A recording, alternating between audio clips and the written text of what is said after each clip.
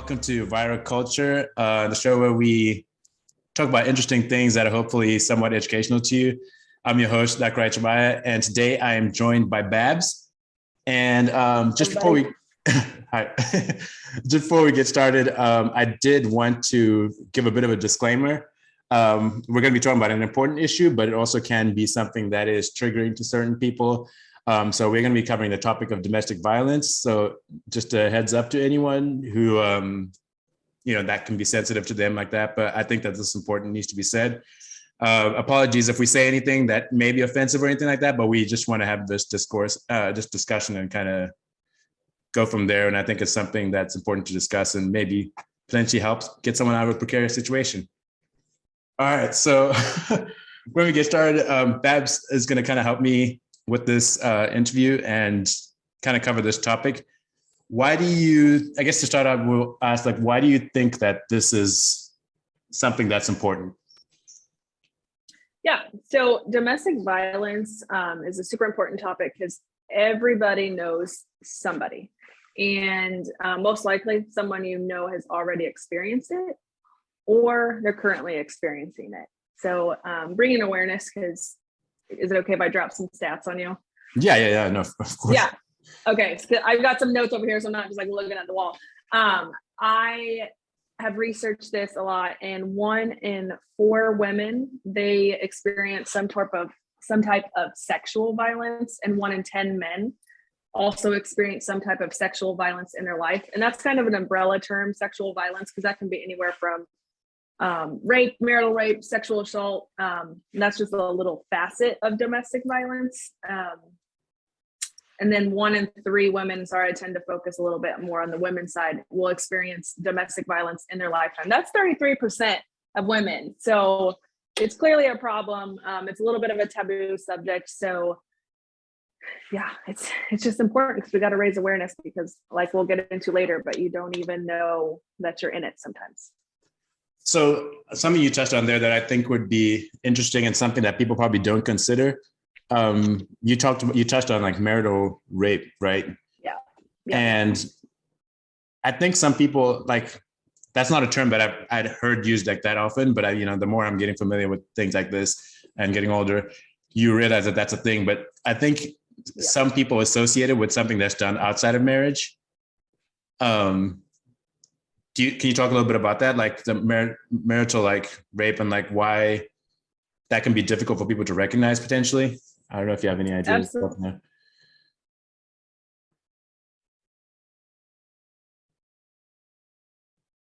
Oh, I lost you there.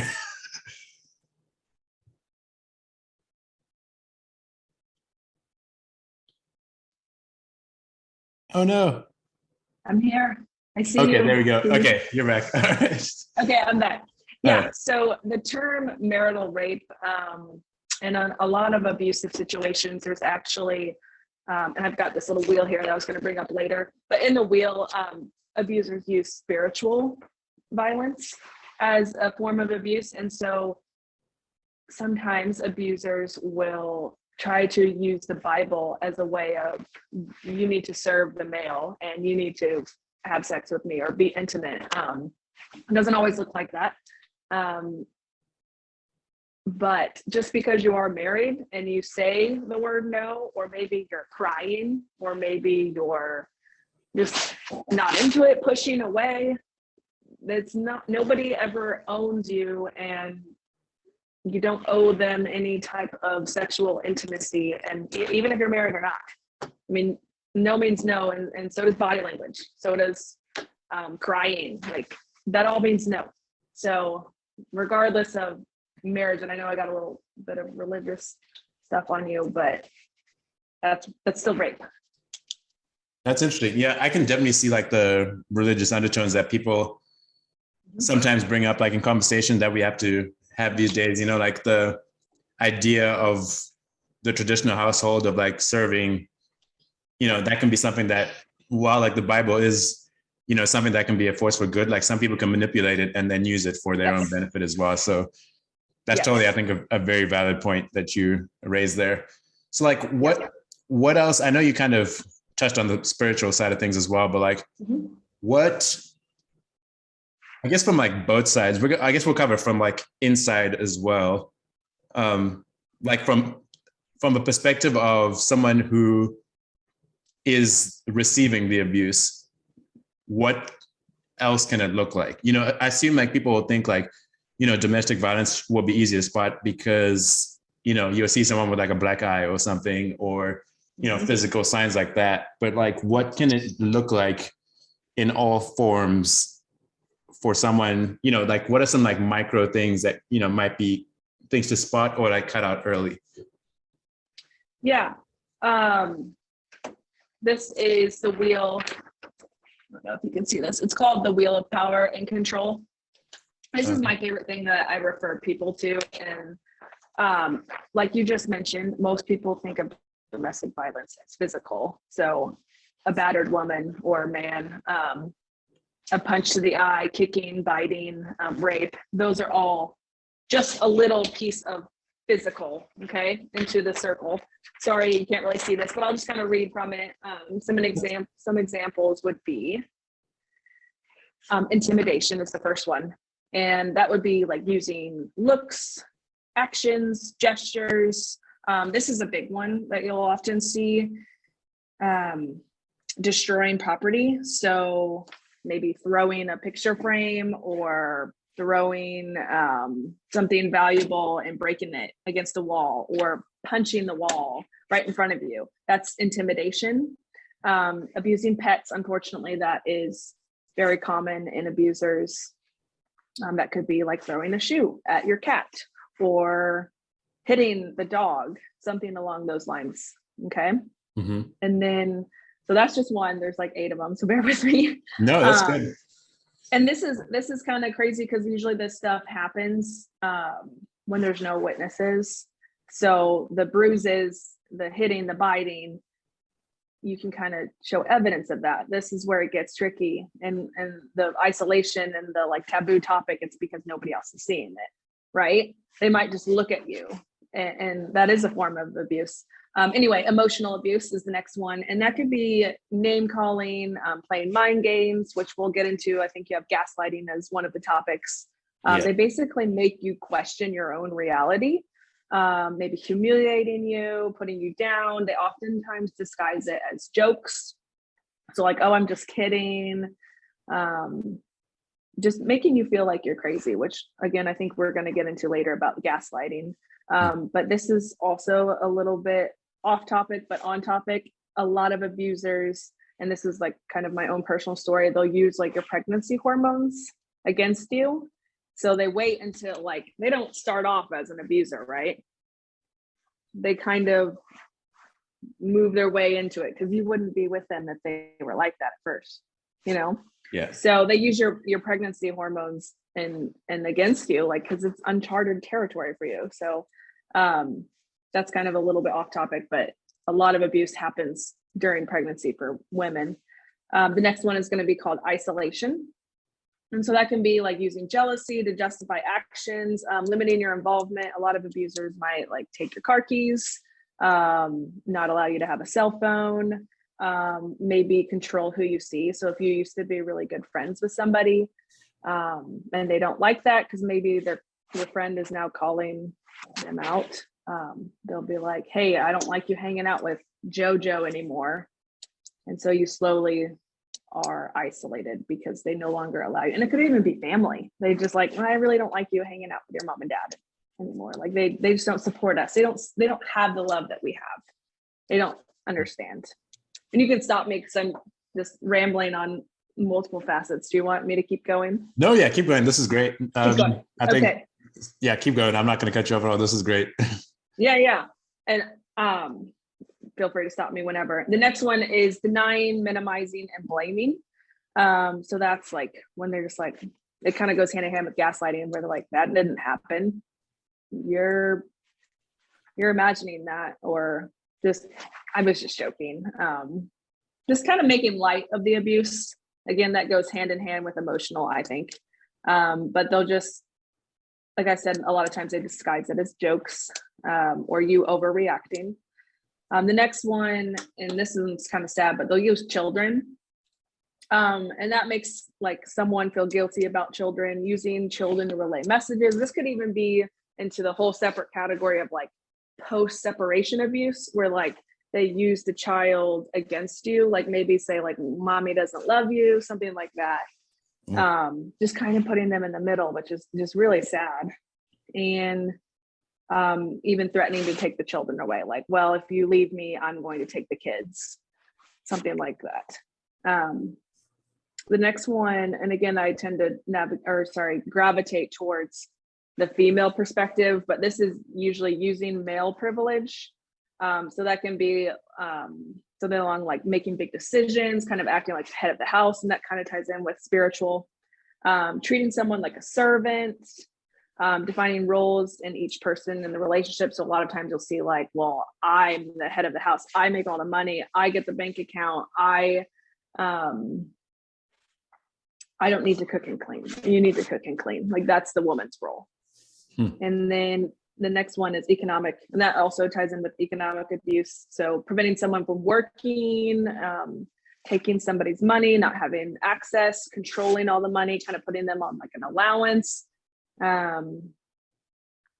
just kind of limiting like their involvement with being able to spend. And that also can affect them escaping later because they don't have access to the family funds or any type of money to get a place to stay or to get out.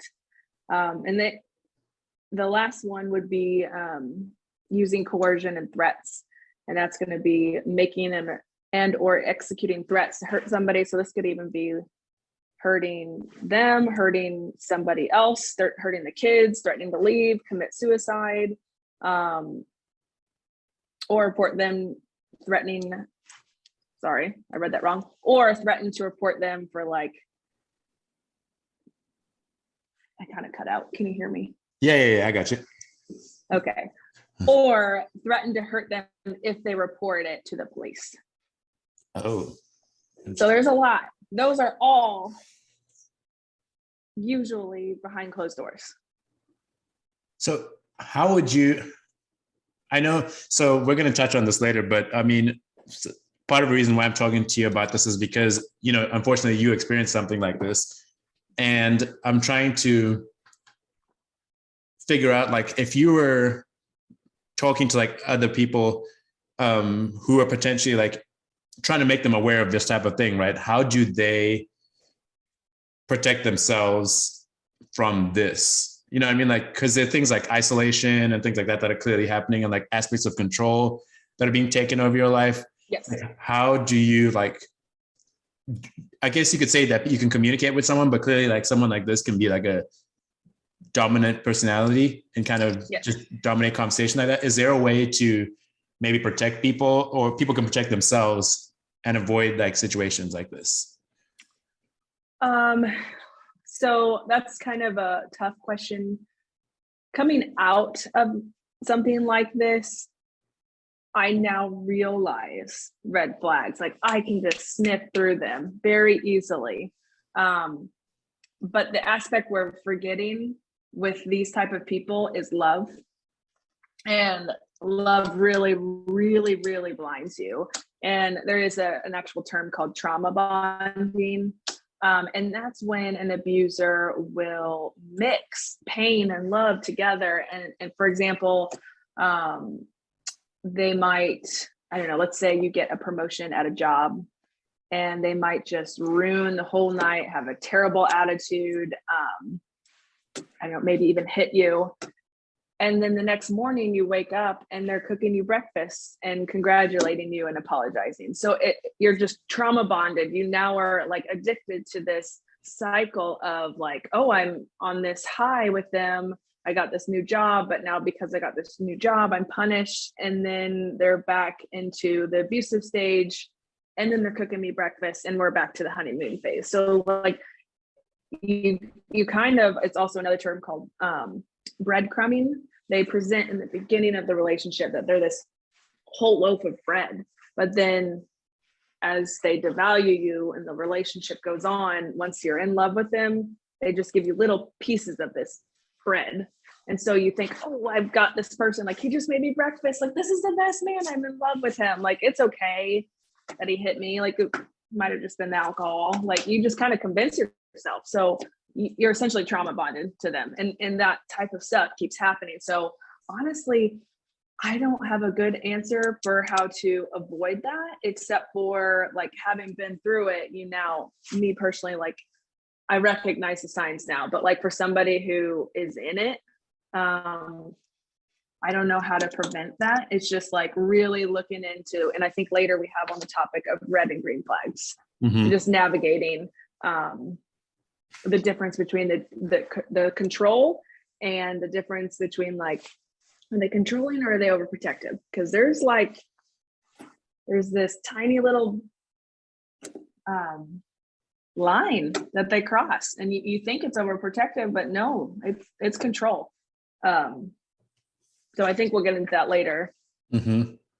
But I don't have a great answer for that one, because it's tough because you're in love with them.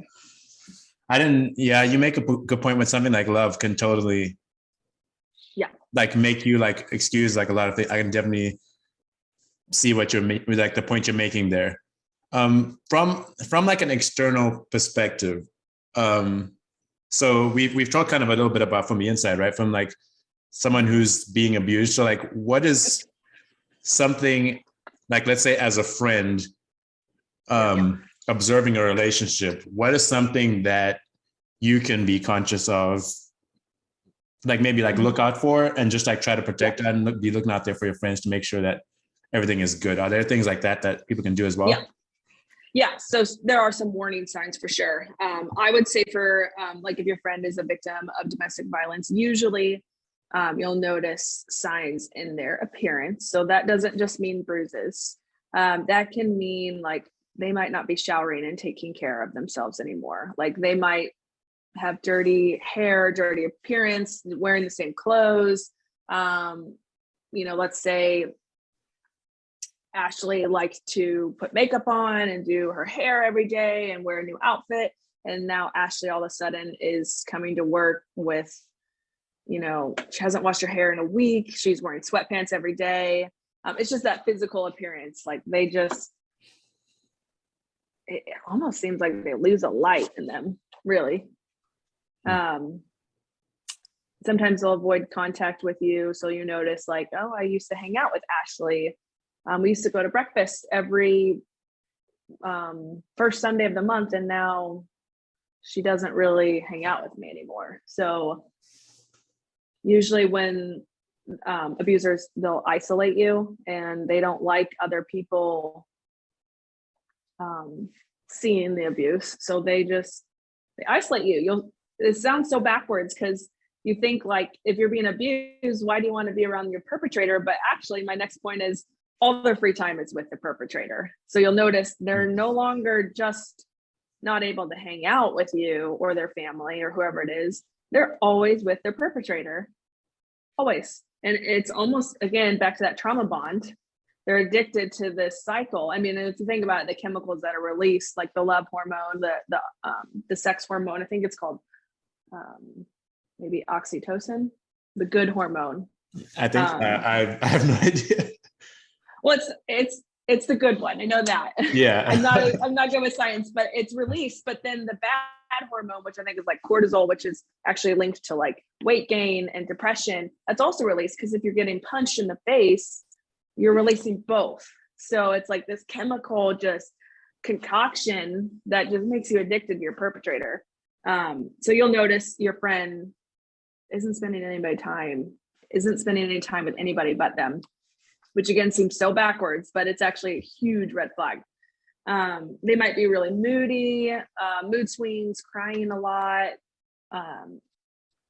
They could open up to you about like anxiety, depression. You might just notice that they seem to be in a depressive mood. Sudden changes in behavior, very stressed out with physical symptoms. So like I just said, that cortisol that's released, that can affect your weight gain. You could start gaining weight, or not only that, you could start having migraines. It like affects your body. Domestic violence affects your body physically. You might be getting colds more often. Like your immune system just really starts to shut down. So maybe you notice your friend is sick a lot more, in addition to the anxiety and depression, which is also, a mental illness.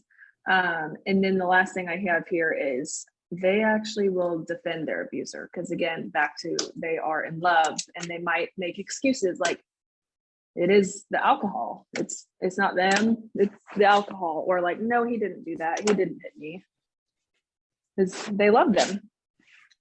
Is there an aspect of this that you could say stems from what they observed growing up? So like, let's say you come from an abusive household, let's say as a son watching your dad behave like that towards your mom, you normalize that, I guess, or as a daughter watching your mom just, take this as, the abuse and make it, you associate that with potentially that's what it looks like that's what marriage looks like or something like that. Are there, is there something like that as well? Just like, that just came to my mind where you were talking about that as well. Yeah, I 100% think that it becomes a family issue and it becomes a pattern. And unfortunately, I don't have the stats on that, but I do know until you break free from it and the history of it, like it continues to cycle, because a lot of times abusers, maybe they were sexually abused by a family member and now they're passing it down to their children or their wife or somebody like, and this also even goes into teen dating violence. If they don't know any better, like it starts young, like 15 years old, they're seeing mom and dad fight, and now they're fighting and yelling and verbalizing, maybe even slapping their girlfriend because they see it at home. It's like, and that's why, again, back to this topic right here, you spreading awareness. It's like, no, this is not normal stuff, because maybe they're not educated on it because they see it at home. But yeah, until they break the cycle and they learn, we have to teach about this stuff. And I'm not excusing, especially physical violence, like slapping your girlfriend at 15 years old. But if you do see that at home, that is a factor. Like we do need to be aware, like maybe they just don't know. But by the time you're 30 years old, if you're still doing this, that's not okay. Yeah, it's about. So I do think it's a family issue. It's all kind of like, it's like a modeling thing, right? Like you kind of just like you usually like replicate what you observe in your home. Like that's what you take with you. Like it impacts like who you are in such a big way. And I think, would you agree that like the media also plays somewhat of a role? Because certain movies you can watch and like popular things in culture. Like I'm just thinking now of like something like the show You on Netflix, something like that, to where like it's romanticized almost, you know what I mean? Like that can can become an issue, and people think that's what a relationship looks like. And this is not to like knock all media and things like that, but I mean, like that could also create an issue and like a mindset in someone to where they believe that this is what like love looks like, or what a relationship looks like. You should be willing to like take the blows or ride or die kind of thing. That type of mentality kind of can impact that. So that's funny that you mentioned You. I think I saw a tweet the other day of Penn Badgley. He's the one that is Joe Goldberg in the series You. And I think somebody said something along the lines of like, oh, he's just so attractive or something like that. And he even tweeted back to them and was like, Joe's a murderer. Penn Badgley might be hot. Yeah. Joe's a murderer. And I think you mentioned like romanticizing. And it's like, yeah, does that sound endearing? I think back to season 1 where he was kind of like doing all these nice things for Gwen. And you're just like, oh, Joe, like that's so great. But it's like, no, that's controlling and obsessive. Like that's not love. That is crossing the line. That actually another term, sorry, I keep talking all these terms. It's called love bombing. They love bomb you at the beginning to get you obsessed with them, where they romanticize, they bring you the flowers, they bring you the coffee, they bring you the breakfast in bed, they show up to your, I don't know, nephew's football games, they take you out on dates, they literally give you so much attention. You're so pretty, you're so beautiful, that you become like addicted to this. But like that's not normal to move that fast, that quick, and that's not love. It's a way for them to get attached, for you to get attached to them. So later, when they move into the relationship, they'll start devaluing you and you know, your strengths with that they were so obsessed with in the beginning, like, oh, you're such a good, you're so good at coaching. And it's just like, now it's like, oh, you're just cocky. You're not good at coaching. You're just really cocky. It's like they turn your strengths, it's like against you. And it really is. I don't even know what the original question was. No, that's great. It's kind of it's a form of like manipulation because, yes, you know, it's like you're drawing someone in, and then like once you get them at a certain point, you know, they just turn and then reveal kind of like their real colors, their true colors. Yes, it's a facade. It is. Yeah, exactly. Oh, I know. You were talking about media. Yeah. But to spin a positive off the media, Mm-hmm. I will shout out to the show Made. It is on Netflix right now, and I think it's trending in the top 10. Okay. So if you haven't watched it, or anyone out there listening, that is an incredible series, or it's just one season. And I think it's actually a book. It's true life events on domestic violence. And not only that, it also adds like the poverty circle into it. So I didn't experience all of that stuff, but it was incredible. And you can really see, like, he doesn't ever hit her. So you can see the signs of abuse from this wheel of power and control, that there's like so many other facets, you know, the financial, the emotional, the gaslighting. So if you have time ever, I highly recommend it. I think right now it's like the top 2 show right now. And there's a reason, because 1 in 3 women identify with that girl. So kudos to Made right now. Yeah, that's a good point. Like, it's so important that like the media and stuff, like things that are popular and can have such an impact. As an adult, you can watch it maybe and like separate it and create that difference of like, this is cool to watch as a show, but this is not what I need in a relationship, you know what I mean? But for someone who might be of a particular age, might take that very seriously and be like, this is what it is. This is what love is. And I don't know if that's like, I know you said you teach IP and health science. We kind of had a little bit of a spiel before, but like how to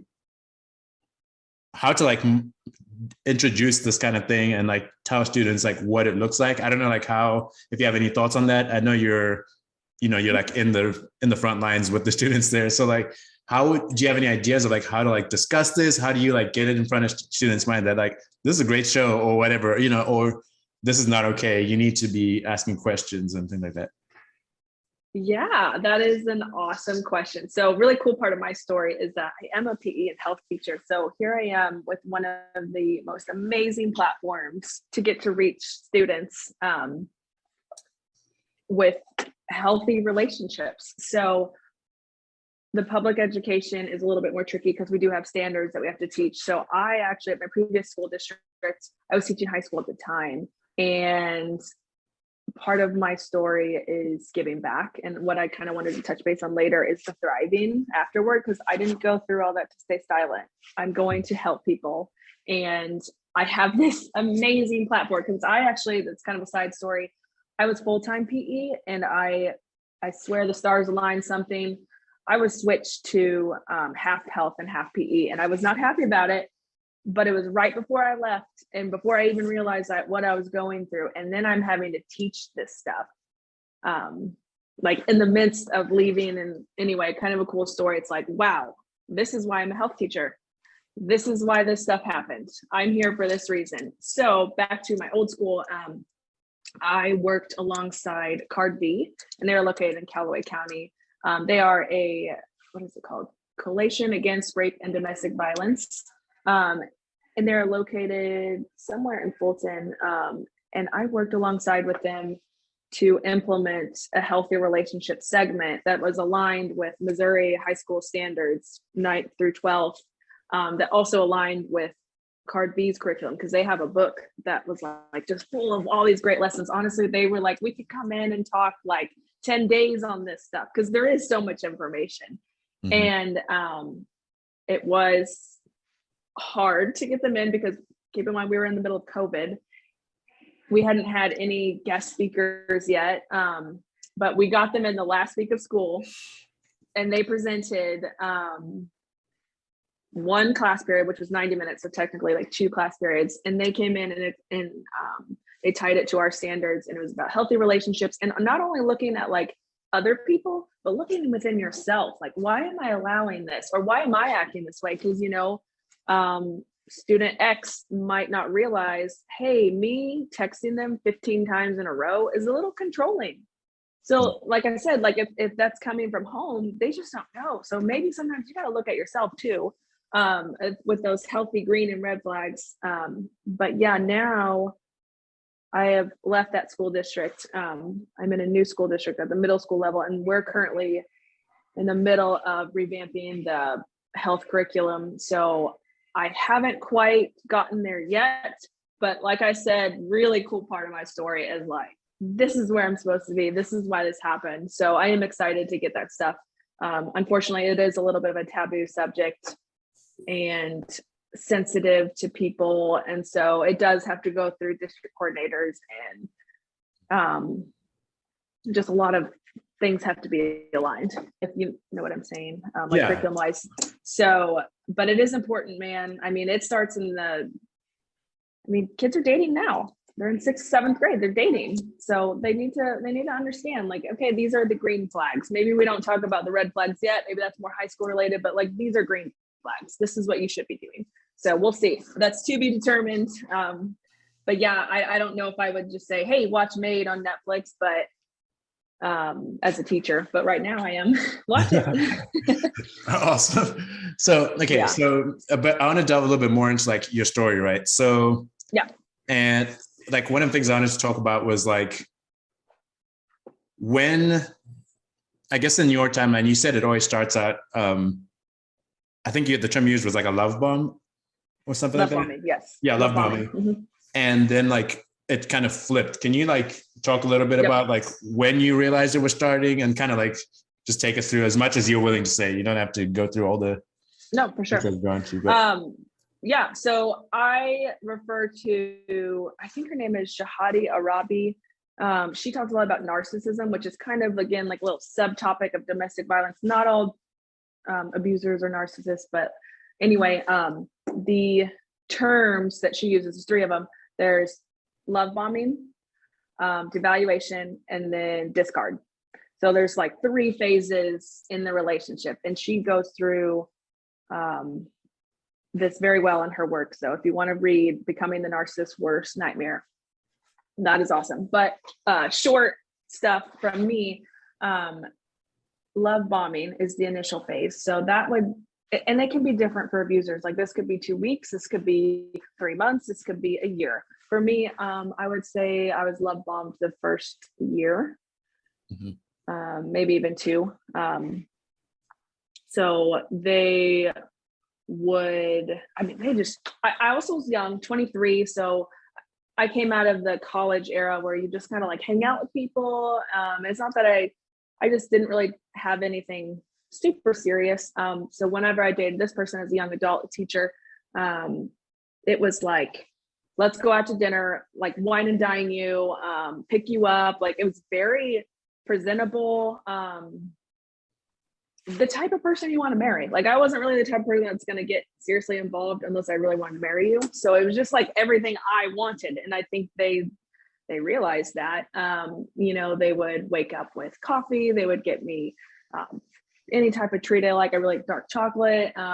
They just move very quickly. They talk to you like you're so beautiful. Like I want to marry you. You're my soulmate. Those type of stuffs are very common in people with that have survived narcissistic abuse. And then I'd say I started noticing some, looking back, that would be considered red flags. So I played college volleyball. That's actually how I met Docky. We're from CMU. Shout out to CMU. So I played college volleyball at an NAIA level, which of course is not Division I. And there was a local NAIA school in the town that we lived in, and he would put it down like, man, NAIA sports are such a joke. And I would just be like, I played NAIA volleyball. Like we work just as hard. Like, yeah, we're not Division I athletes. So I started noticing like little red flag. Oh, it's just a joke, Hannah. Like, It's like, okay, well, so little red flags like that, they'll just sprinkle them in, and then they'll go back to the love bombing. So they kind of rotate between those two phases a lot. Because if they're just straight up, sorry, that joke would be the devaluation stage. So if they were just straight devaluating you, you would get tired of it and you would leave, right? Mm-hmm. Like, I don't want you putting me down all the time, but they can't just keep doing that. Their way of controlling you is reeling you back in with, oh, let's go to a Disney movie. Let's set up a date night. Let's, it just, whatever, you know, your thing is, they figure you out very quickly. So let's see, I would say, what was the question? When did I realize? When were you, I mean, obviously this is more like a reflection, but like, when looking back, yes, think you realized that, you know, things started going awry? Like, that was the beginning of it, but like, what it, yes. Yeah. Okay. So I married this man, and let's see, that would have been 2017. And those were the little red flags that I saw. That really wasn't anything harmless to me. Mm-hmm. Harmful to me. But I didn't notice anything big. I did notice a little bit of an alcohol problem. And before I had even known him, his college friends had an alter ego nickname for him. So anytime that he would do something cruel, and it was never towards me, it would be, you know, towards, you know, another fraternity or somebody else, they would call him by this name. And it was, well, I don't want to say a name. So they would just have an alter ego name. And it was kind of a joke, but it was also kind of like a little bit scary looking back. Like, it's probably not okay to just go cuss somebody out. And, you know, I don't want to say the names that they were saying, but not nice names. And it was just a little bit of a red flag looking back. But since it wasn't affecting me, I didn't see it, because I was just like, that's just the alcohol. Because he'd wake up and be fine the next day and loving and caring and, you know, totally different person. I like to describe this again from Shahadi's work is the Jekyll and Hyde. So if you're familiar with that, they're just mm-hmm. like two different people. Let's see. So we were married, and I pretty quickly started noticing some changes in his behavior, and there was an affair in mine, and the timeline we'll never really know, but from third party people, who is actually the mistress's god aunt, has told me that it happened 2 months after we were married. So this would have been 2017. And I started noticing things. If you feel gut feelings, the universe is aligned to tell you, like, trust them. Because I started questioning then, are you cheating on me? Because I felt off, like the energy. I am a very like vibe person. And if the energy's off, I can tell, and I don't like it. I have always been very intuitive. I didn't know it. Now I'm just like, oh, this is just like a skill of mine. I started asking if they were cheating on me. And again, the gaslighting, which we haven't gotten into, but they would go back to like, no, it's just, you're just imagining it. Like, you're the one I love, and just like bringing back old memories and kind of trauma bonding you and just kind of making you feel crazy. So this continued to happen. Let's see, about a year into our marriage, we got pregnant. I wanted to wait. I was struggling a little bit in my career of a head coach. And I verbalized, I think I want to wait another year. Let me get another year of head coaching under my belt and see if this is the right timing. A month later, he convinced me to get pregnant. And it wasn't just, sorry, this might be too much. It wasn't just like one time. Like, we were having having sex a lot. and that's another thing, like, they use sex to reel you back in, because like that is a lot of people's connection. So he did that to me, and we got pregnant immediately. I really didn't think that I would, because a lot of women struggle with miscarriages, but we did. And man, it was just a flip switch. So keep in mind, he's already cheating on me, and I've been asking, and I still continue to ask because it gets worse. The gut feelings and the alcohol got worse. It was multiple times a week. And I remember I actually started vocalizing to not only my family, but his, like parents, aunts, my sister.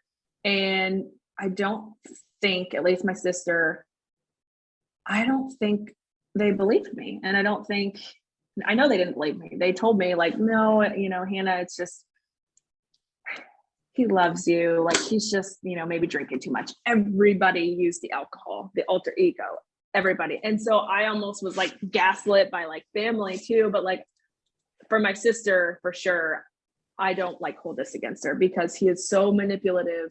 And these abusers, they nobody believes you because they're super charming and nobody else sees like what's happening behind closed doors.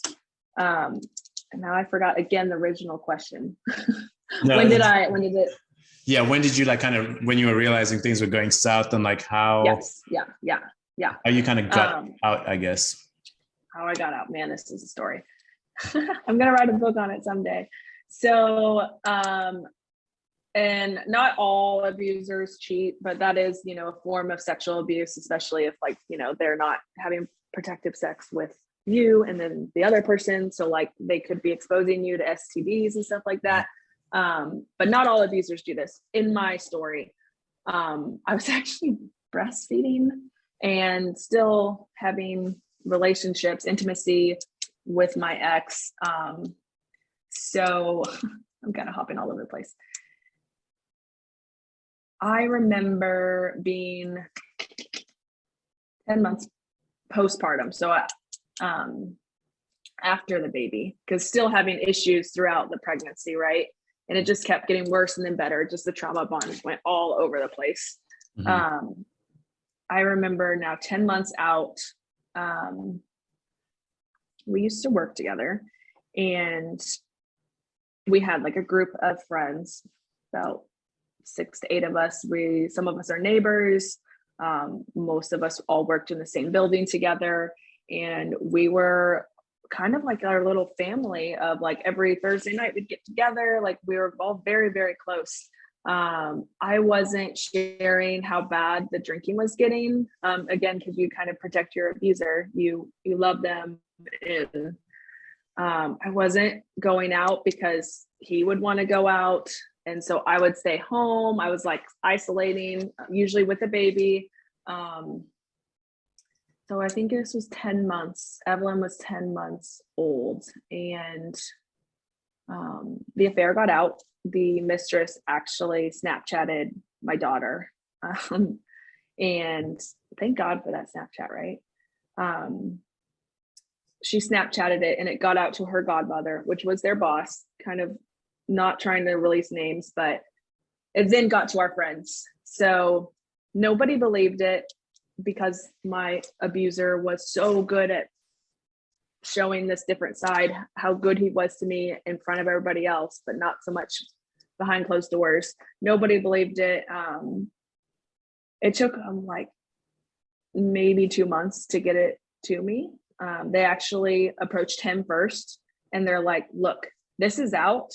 And we just found out if you don't tell her, we're going to. So I had actually been out of town when that conversation happened. And he, instead of telling me, he actually came to where I was, and it was like a family gathering and acted completely normal.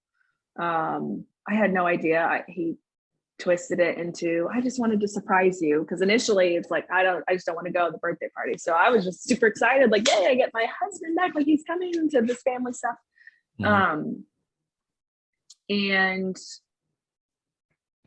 keep in mind, like all our friends are conversating because they're like, is it true? Is it not true? Nobody really knows because he he just kind of like stared at them. I wasn't there obviously, but from their words, he just kind of stared at them and just kept saying, and I don't know if you have my picture, but maybe I'll get into it later. He just kept saying, "Thank you for letting me know. Thank you for letting me know. Thank you for letting me know."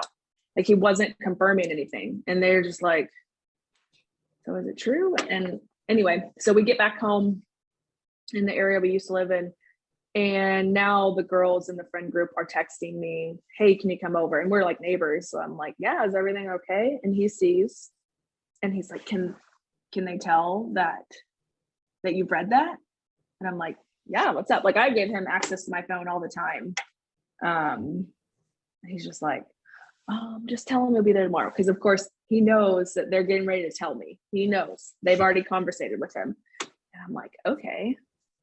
And I'm like, maybe they're pregnant. And this to this day makes me really sad, but I'm over here like, because we have a daughter and I'm like, maybe they're pregnant. Like, can you imagine how fun this is going to be? Like, what if they have a little girl and like, they're just going to grow up together. And I still to this day, like, how did you not just look me in the face and say like, "Hey, I love this other woman. I'm leaving." Nothing. And the next morning, so it's now Monday morning, in the middle of the night, he starts puking and just violently ill. And I don't really know if it was real or fake. It happened 3 nights in a row. And he convinced me, "Hey, you can't go to work. You got to stay. I can't watch the baby alone." And my mother used to watch our daughter. So he's like, "She can't come over. She's going to get it." So 3 days in a row, I'm like emailing my co-teachers and everybody like, "Can you please cover? I'm so sorry. It's a family emergency," like over and over and over. And so keep in mind, we work with these people. So they are now kind of freaking out because they're like, "Where the hell is Hannah?" Sorry, Babs. And they start driving by. They're just like, they're still texting me. One of them in particular, just, "Can you please come over? Can you come over for lunch?" And I'm like, and I read back, I have them all screenshotted. So I actually like have evidence of this stuff. And I texted back and I was just like, "Hey, man, he really won't let me leave his side. Can I bring him, just sit in the car?" Cause I'm still thinking like they're pregnant. Like she just doesn't want him to know. Cause it's a girl thing. And I'm just totally innocent. And of course I'm talking to my husband, like, "I don't know why she doesn't want you to know." Like, and I still can't believe like, man, you had so many chances to tell me. So trying to give you a short version of this.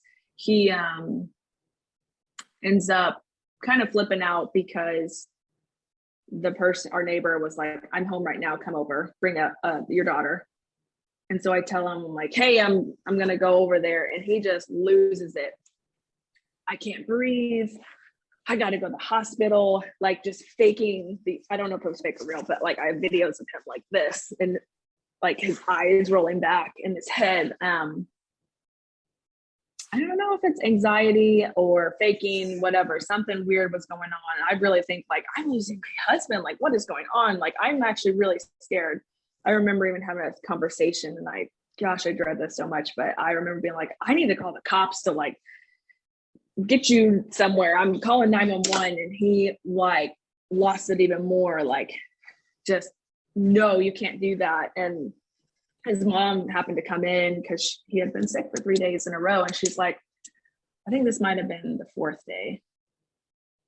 So I took him to the hospital one night. So the second time his mom comes over and I still hadn't been at work. So now it's like Wednesday or Thursday. And his mom's over and I try again to leave to go talk to this person, our neighbor. And he starts freaking out and he literally said, "Babs doesn't leave my side." And so I take him again to the hospital. Like that's again, like huge red flag. Like doesn't leave my side because he knew what was going on. So we go to the hospital and again, he had access to my phone like the whole time. But before all this, red flags again, he had deleted his social media like 3 months before. He changed his passcodes on his phone.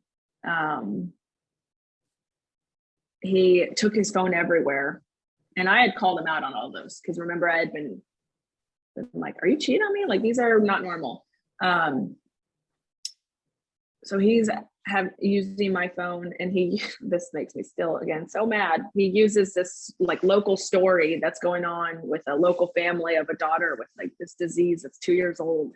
He's like, I just really want to read her story on Facebook. So I'm like, okay, in my phone, and this neighbor is texting me, and I had just texted her. I'm like, I just texted our friend, like, I can't come anymore. I'm taking her to the hospital again. And she sends this giant message and says, Abs, I can't take it anymore. The whole school is talking. You're not at work. He's cheating on you. We've let him know. Please talk to him. I'm sorry, I can't explain this anymore, but I cannot let you go on. You have to know. And he deletes it because he's got my phone. I have no clue that this happens. He responds back, and again, with my picture, I think I sent you, it says, he takes my phone, he forwards the message, thank you for letting me know, and he deletes it. So I have no record of any of that. Well, my friend does. So she has a screenshot of all this stuff, right? And he's still just freaking out. Yeah, the story is pretty ugly. And I'm not even done. And we get him to the hospital. He gets his IVs again, you know, the vomiting and stuff is happening. And it's so odd because my parents come and they like buy us groceries, they're sitting with us, super helpful. And like, God, this is so weird. When we were done, because, you know, this takes like 4 hours to go to the ER. It's like 10 o'clock at night. I don't even know what time it is. Actually, I have no idea. I just remember it's dark because it was November. And instead of going straight home, he's like, can we just go to your parents' house? And he comes in and he just looks at everything. And I kind of look at my mom like, I don't know. And it's almost like he knew what I would do, like when I found out and figured out really everything that I was going to leave. Because I'm just kind of talking about the affair piece, but like there were lots of stuff going on. So he just looked around and was like, I just wanted some quiet. And then we left. Like, that is just the most bizarre thing to me. Like, you could have told me. Anyway, so the next morning, here's where it gets kind of abusive and just disturbing. I think I'm going to work. So I'm like, it's Friday. Like, I got to go to work. And it might have been Thursday, one of the days.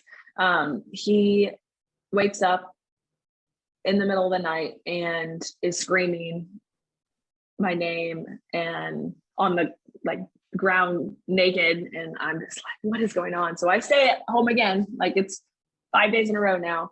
And I think by like 10 o'clock we were up, and this is the time like Disney Plus was released. And that's one of my things. I'm like huge on Disney. And of course he love bombed me back and like downloaded it for me and set it up for me and the baby. And we were watching it, and I turn around and my phone's sitting in a puddle of water. So this is 15 hours after the text messages that he forged and that were sent to me. And my phone is completely destroyed. And I'm just, crying, like I've got bills to pay. I've got people, like, I'm just like, you use your phone for a lot. And, I thought maybe I was being over dramatic, but like, I'm just bawling. And, we call my parents from his phone. And of course they come to you as the savior, like, oh, it's going to be okay. Like, it just must've been an accident. Like they literally try to save you, but it's like, I had a Yeti cup. Like, that wasn't just spilled. Like, it was a puddle. It wasn't just like it spilled out of your Yeti, like it was. Now looking back, it's like you dumped water on my phone. So yeah, obviously I don't have proof of this, but yeah. So my phone's destroyed, and we called my parents to ship me a new one. And then over the next like 3 days, the whole weekend, all our friends are trying to reach me because they know if they called him, like he clearly hasn't told me. So they're kind of freaking out because now they can't get a hold of me. It's the weekend. I'm not answering. They're driving by to make sure like there's still life. And they're very very frustrated at this point, but not really sure what to do, because like you said, like, what do you do when your friend's in this situation? Like, like this is life-changing stuff. And actually all three of those women had been in an abusive relationship before. So they all kind of had like, no, we got to tell her, because it's not just the cheating. Like clearly if he's cheating, there's other stuff going on. Not always, but in this case, like she's not coming to work. We're not able to reach her. These are huge red flags. So they started recognizing the signs. And thank God for them, because they're actually from this community and have known him, like gone on vacations with him, grown up with him. So I am very thankful to have met them out of this story. Again, it's kind of beautifully wicked, but like super awesome people that aligned in my life to really kind of help me break through. Because they stood by my side when things are continuing to get ugly. So 3 phones later, and about 4 days later, I keep getting replacement phones and they're just not there, but like our diapers are there. So I'm like, I think somebody's stealing my phone. And he has planned period on a different hour than I do.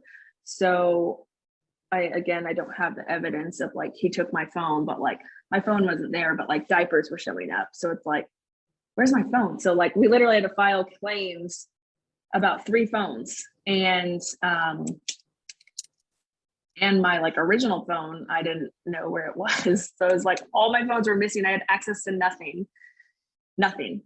And I think I went into work and we happened to have like a assembly that day. So all of our friends that work with us, they saw him come and sit by me.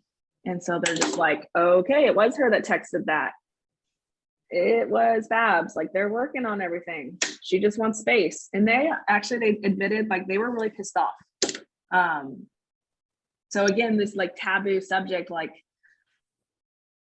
you just don't know how to act when it's your friend, you know? So they're just like, all right.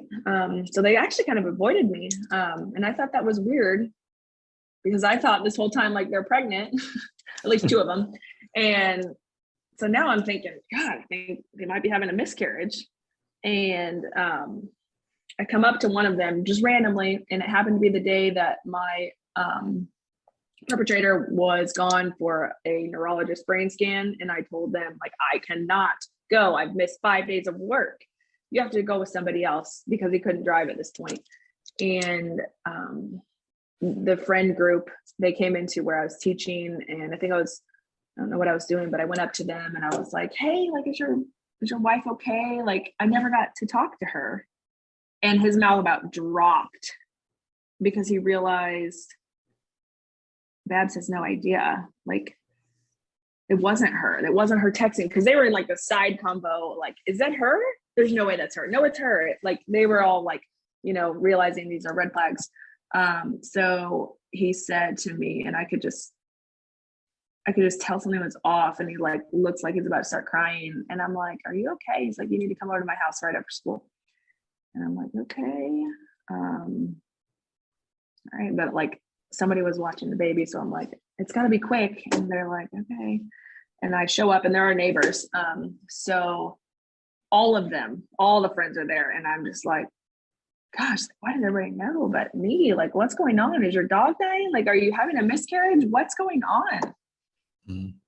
And that's when they told me, like, he's been having an affair for 2+ years. I mean, we don't really know. I, again, don't have the evidence of when, but yeah, the Snapchat had gotten out, and the godmother of the mistress was their boss, and she revealed it was like since 2017. So, and they met in 2016. So like, in my opinion, like, cheating happens before the physical stuff. Like when you're talking to somebody and doing something that you shouldn't be doing, reaching them, emotional cheating, like it had been happening a long time. And I just remember them telling me, and again, I go back to Maid, there's this scene where her mom like cuts her hand, and Alex is the main character. She just like, I literally describe it as like, I felt like my ears were burning. But there was also like relief, because I was just like, oh my gosh, like it wasn't me, like, because this whole time I had been questioning like my reality. Like I said earlier, he was using my pregnancy hormones, and so I just kind of thought I was going crazy. Like I believed him. And then postpartum hormones, I just still thought I was crazy, which I was. I was calling you out for the, but yeah, so that was like, that's when I was just like, I got to get out. And then like, I, of course, was still very trauma bonded, which I mentioned earlier, and still very much in love. And the way that he acted, this is what's so messed up. Like all those things that he did with my phone, when my friends started realizing, like, I think that he texted as you, I think he's got your phones. I was so messed up in my head. I thought, well, that's just his way of like loving me. Like he just wants me back. Like that's messed up. Like that's sad that I was so messed up, trauma bonded from all of this, that's what I thought was healthy and okay. So I remember, confronting him about the other woman, and it was like twisted into, well, you didn't cook and clean. Like, what? Yes, it was like, well, you didn't cook and clean. And then he started going back to like, well, you did this at your bachelorette party in like 2016. And this is 2019 when this happened. So I'm just like my jaw was just like, I just like, there was no remorse in them at all. And then I started like, his parents ended up being there. They kind of came over, and my parents came over, and they were just like, well, yeah, you didn't cook and clean. And like, well, my husband, this is his parents, cheated on me. And like, we kind of worked through it in therapy. And like, I've been telling him to go to therapy because he's been saying stuff about you guys. And it's like, again, that family cycle. And then like, he was actually like talking behind my back about me, and like, I had no clue. So he's just kind of like twisting it to where like I was, the abuser and he was the victim. It's like, no, that's not what was happening. So yeah, I actually left then, and I didn't know, because, keep in mind, this is just the cheating that I really just kind of talked about, but I did sprinkle some, like, to me, the isolation, the isolation of him, like not letting me go to work, the phones, like that's abusive, denying, minimizing, like that wasn't me. Those are all kind of happening in my story right there, but I didn't really go too much into like every part of the story. But that's when that week I started going to therapy, and that's when I was kind of introduced to this, and like, okay, let's just walk through like all the things that have happened. Like, let's really walk through, and I remember her saying like, you're not going back to him. And that was a really, really hard pill to swallow, because I was still trauma bonded and in love with him. So, yeah, it took a tragedy, and honestly, the cheating was kind of the cherry on top for me.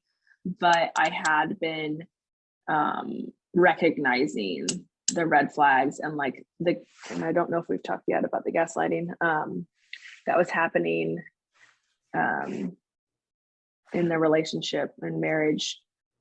That really, really kind of like woke me up. And I hate saying that the cheating and the tragedy was what it is, but really, like, it was a wake up call. Wow, I gave you a lot. That is, yeah, that's a lot. Thanks for sharing that, because that, I'm sure someone well, hopefully not, but like people listening might be able to identify like things that they think are normal as well, and kind of help them like get to the path of like getting out of a terrible situation sooner.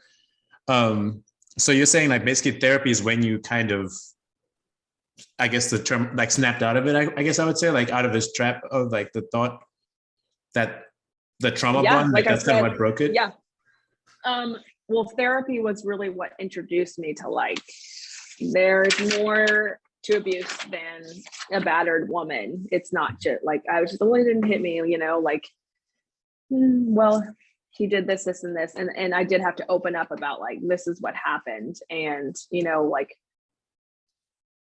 it was just like, I never even heard of the power and control wheel. Like, and I was honestly, there's so much shame to it, because you're like, gosh, like I'm an educated woman. I teach PE and health. Like, I have a master's master's degree, like, why have I never seen this? You know, you think I was usually battered, and man, domestic violence can hit anybody, no matter what gender, sexual orientation, gender identity, socioeconomic status. I think that was a lot of shame for me, because it's like, wow, like I feel like this really strong woman, and it happened to me. But now, being out of it, like there's just so much power to it, because I've taken back my power, and like I can help people and like share, you know, this happens to everybody.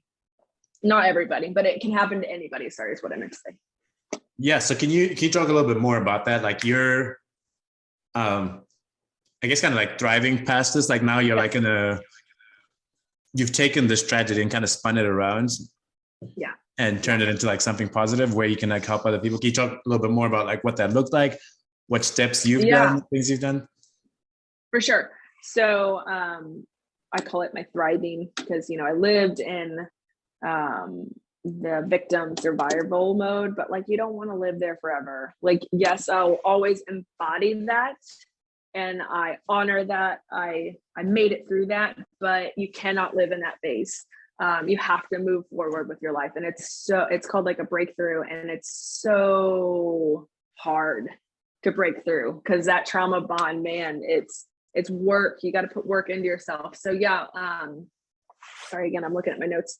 So I call it thriving, like I said, and I think it's important to kind of educate yourself on like domestic violence, and again, I kind of sprinkle a little bit of narcissism, but like don't stay stuck in that piece. Like don't just obsess about the narcissist, the abuser, the perpetrator. Like a big thing for people's success, I think, is going no contact, or if you have children, low contact. Block them on social media. They're gonna try, like usually they have, particularly in my case, they have somebody already lined up as their backup plan. It's called supply. So they might get into a new relationship quickly and level up. Love up is what they call it. Like start posting on social. Don't look at that stuff. Block them on everything. You're educated, but now it's time to like no longer focus on them. It's time to turn in right here. Focus on you. Because a lot of times with domestic violence, you really lose a sense of identity erosion. So like you lost who you are, what you like, because they take away everything from you. So again, with the thriving, you get to really find like, okay, who am I? What makes Babs happy? What are my hobbies? What are my interests? What are my goals? So for me personally, I really focus back into the fitness and eating healthy. I think I told you this earlier, Docky, but I am obviously a PE and health teacher. And in this relationship, I was guilt tripped and shamed for having a gym membership. And I'm a former college athlete. Like literally working out has always been like kind of my outlet. And I've always even said that in the relationship to friends. Like it's just something that I enjoy, whether it's maybe going for a jog, playing volleyball, playing pickleball, like just being active, going to play tennis, going for a hike, cooking nutritious foods. It's always been something that I've loved. And they literally convinced me that working out was bad for the baby, and like why would you pay money for it? So I just like stopped doing it. And I will say, like, I pre-baby was 235 pounds, and when I had the baby, before I had the baby I was 258. And the month I met them, I was 180 pounds. So that's a huge jump. 180 to a 5-year relationship to getting up to 258 with a baby, 235 before baby. That's like a 50-pound jump. That's not normal. And I kind of mentioned it earlier with like the hormones, sorry, not hormones, chemicals like cortisol dropping, the weight gain. That was something that affected me. It's like I gained a lot of weight, and some people might lose weight. So finding myself in like the cooking and eating healthy and working out, that was huge. And not only that, like that's something like my hobby, but like, even if you don't like that stuff, just going for a walk is going to boost your immunity and get you happy and connect with nature. So like just doing some exercise, even if it's not maybe your hobby, that's going to make you feel so good. And like, there's a whole other topic on that, I'm sure. No, yeah, for sure. sorry, go, I don't know if you have more to say there. Yeah, I was just gonna say, like, finding your growth spiritually. It could be career. It could be maybe friendships. I know, like, for me, again, I was isolated a lot, so now I'm able to travel and see friends that I hadn't seen. And a really hard part about my story is that I do have shared custody, so I do have to go low contact, and we communicate through an app called Our Family Wizard. And that was like court ordered stuff, and thank God for that, because you know, they're not calling you anymore, they're not texting you. It's very business oriented, but because of the split custody, it actually has really allowed me to heal and, like, again, find, like, I'm not just mom, I am Babs, I am, like, you know, a friend. I can go, again, I love Disney, so, like, I'm taking a girls trip to Disney World, and I'm gonna go visit my sister, and we're gonna go to, like, a pumpkin festival or something. So it's like you're finding yourself again, but you're not just mom. So that has helped me in my healing and thriving. Obviously I would take my daughter anytime, but, like, making light of the situation, the split custody, fill your time up with stuff that you enjoy. And then again, back to therapy. The process of healing is unfortunately not linear. So it's not like, whoop, I'm all of a sudden healed, like, I'm great now that I left. Like, no, like, I was literally, I think the first 6 weeks after I left, I was puking every single day. And it wasn't like I was so sick because I was so traumatized. I mean, they have compared this type of stuff, like leaving, to like a heroin addict, not in withdrawal. So it literally is withdrawal, because all those chemicals of the hot and cold, like, you get so sick. And it was hard work, man. And you do get there, and there's still days, like, for me, a lot of times I would get triggered by places and memories, like stuff we used to do. And, like, I couldn't even, like, go to, like, hoo-ha or something for the longest time, just because that used to be our first date. And now, like, slowly taking those things back and my power back, like, okay, I'm going to go to hoo-ha and I'm going to have dinner and it's going to be okay. But, like, you might not do that at first. Like, so really it's kind of your own healing. But a huge part of that has been my therapy, and it's called cognitive behavior therapy is what I do, but there are all sorts of other therapies out there. But that was just me kind of taking ownership in my power back. Like, okay, I can do this. I can go past this place. I can go inside. I can have a meal, and I'm going to conquer it. And that is very common with a lot of survivors, thrivers of domestic violence. So, yeah, I just gave you a lot. Sorry. Wow, no, that's crazy. That's good, because, like, you are, like, first of all, it's very brave, like, all the stuff you're telling me. So commending you for that, because takes a lot of strength, and, like, to want to share the story and, like, be willing to, like, help each other and, like, get through something like this is, like, commendable to you as well. So I wanted to make sure that was out there. Thank you. Another thing is, like, I think what you're sharing is very important, that, you know, sometimes people feel like they're just stuck and that's it. But, like, you're showing that there is life after. Yeah, life or light at the end of the tunnel. I was trying to think of, like, a cliche phrase to say or something. Yeah. But yeah, something like that, to where, like, there is hope and, like, there is an outlet.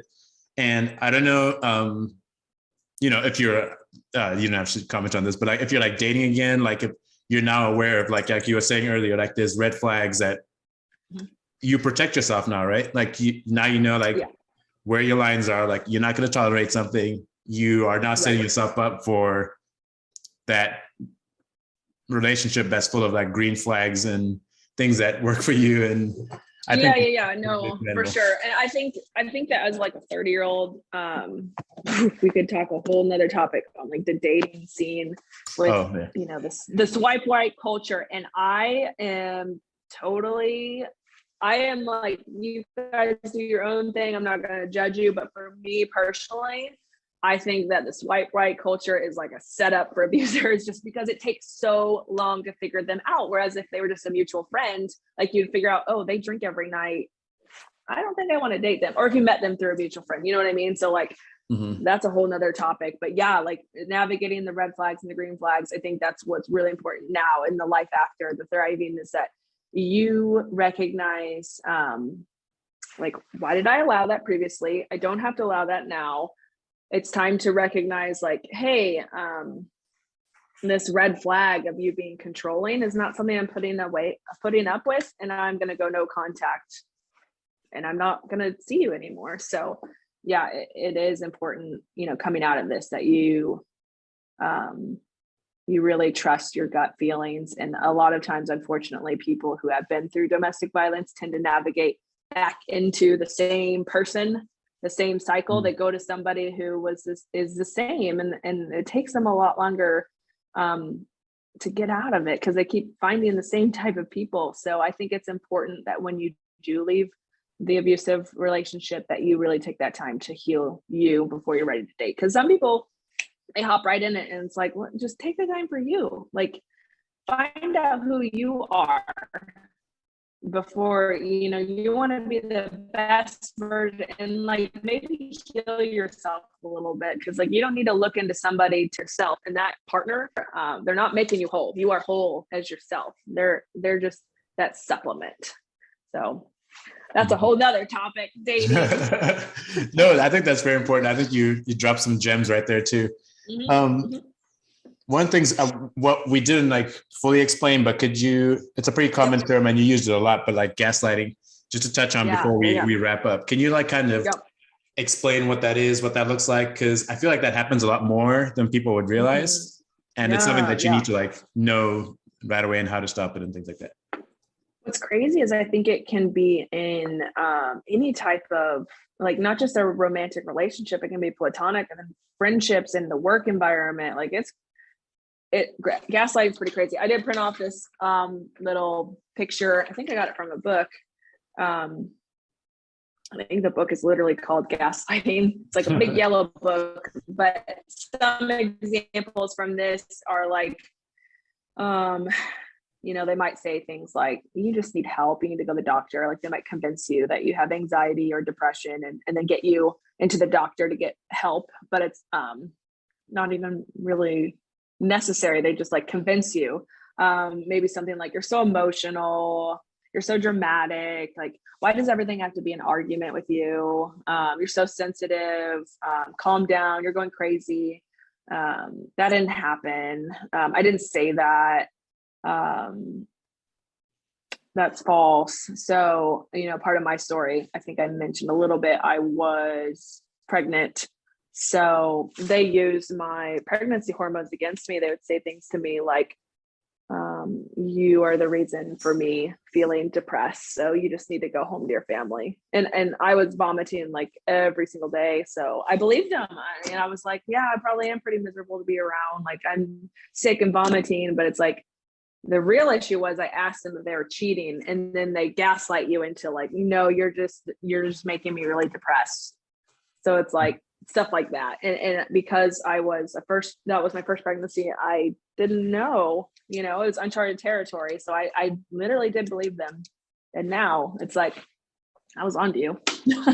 You start trusting your intuition. Like, I was right that whole time, so I'm actually kind of proud, like, of my intuition. And now, again, like kind of what we just touched base on is like navigating it now, knowing it now. No, for sure. I think that's all very like important as well. And it kind of was just thinking, and this might be too personal, so feel free to like answer if you don't want to, but as someone, like, you have a daughter now, like, this is something like you could potentially like, one, be observant of her relationship, or teach her all these things as well. Make her aware of these signs and things to protect herself as well. So, it could be something that you could pay forward through your thriving phase as well, that continues into like the next generation. Yeah, absolutely. So this is a tough topic, because with kids, they're still involved in your perpetrator's life. And I think one that needs to be addressed, and this is tough, don't talk about your story or what happened to your kids. Oh, okay. And that's tough. It's so tough. Of course, my story is a little bit different. Some people might have like physical abuse in jail and stuff like that. that they might talk about it. However, if you are splitting custody, I do not recommend, saying things like, well, daddy does this and, just like stirring the emotion, anxiety in your children. So like, obviously create a safe place for your child. And if there's an issue, granted, my daughter's only 2. So, if there was an issue where she's expressing like, daddy's abusing me, that's a whole separate, yes, you need to vocalize this stuff. But I'm talking like your story, because silver lining, nothing happened to our kid. Just don't talk bad about your abuser. They have to figure them out on their own, if that makes sense. But yeah, I think what's important to make sure that they see mommy is able to be a single mom, or mommy is able to get a new job, and mommy is able to get in a new relationship and remarry, or mommy can do all this. Like, think of that power of just you modeling, like you mentioned earlier. And not only modeling, but teaching like, okay, these are some red flags. Like maybe in the future, my daughter dates as a 15-year-old, and there are some red flags, and I can, maybe sit her down like, okay, these are some things that, are a little bit controlling. Obviously we want to be preventative, but like, yeah, that's something I'll have to learn how to navigate, because I don't know what it's like to have a teenage daughter. But yeah, I'm looking forward to that. No, but I do want to say, like, as hard as it is, like, don't talk bad about your daughter, or sorry, your kid's other partner, parents. Yeah, they have to figure it out. Oh, interesting. But you can, yeah. And this is like, not just like me saying that, like, this is like, I think I got this from Melanie Tanya Evans. She is really big in parallel parenting. I don't know if you've heard the term co-parenting, but it's when you share custody. That's often used, but parallel parenting is like very low contact. You just are very gray rock. You just give answers, yes, no, because the high conflict parent, they want to get that rise out of you. They want to not give you money. They want to not go to the doctor's appointment. They want to change the doctor's appointment. They don't want to get along. They don't want to be a team. You were married or together and you had a kid and they didn't want to. So now that you've left them, they're going to be high conflict. Like nothing's changed. You just left them. So it's just important to not let them get a reaction out of you. So your kid they can thrive. Your kid can thrive with just one healthy parent. So yeah. That's awesome. Again, I feel like that's another topic, but yeah, I feel like I've taken so much of your time. I'm sorry. No, this is great. I think it's an important conversation. I didn't want to forget to mention we're both wearing purple, because I think you had said it is. I'll let you tell it. Why are we wearing purple? Yeah, no. Today is Purple Thursday. So October 21st is National Domestic Violence Awareness Day. This month, actually, October is Domestic Violence Awareness Month. So just wearing purple to bring awareness to survivors, thrivers, maybe even people who have not made it from domestic violence. And it's just super important topic as we are here now. Yeah, awesome. Sorry, my AC just kicked on, so I don't know if that's too loud or anything. But I just wanted to say thanks to Babs for sharing the story. It's, I think it could be something very useful to someone. As I said, I think it's very brave and strong of you to share the story. Mm-hmm. And, I applaud all you've done, like all the work and like the recovery, everyone. And I hope you have a strong support system and people you can talk to and you continue to thrive through all this. I guess if you have questions, you guys can send them to me and then I can like forward them to Babs as well after the point as well. But I'm not sure when this is going to go live, but I'll try to get it in just before October for Domestic Violence Awareness Month as well. But yeah, basically, if you guys enjoyed this, please like the video, share, subscribe, the usual spiel. But thank you for listening or watching. And thanks to Babs again for being on the podcast. Yes, thank you.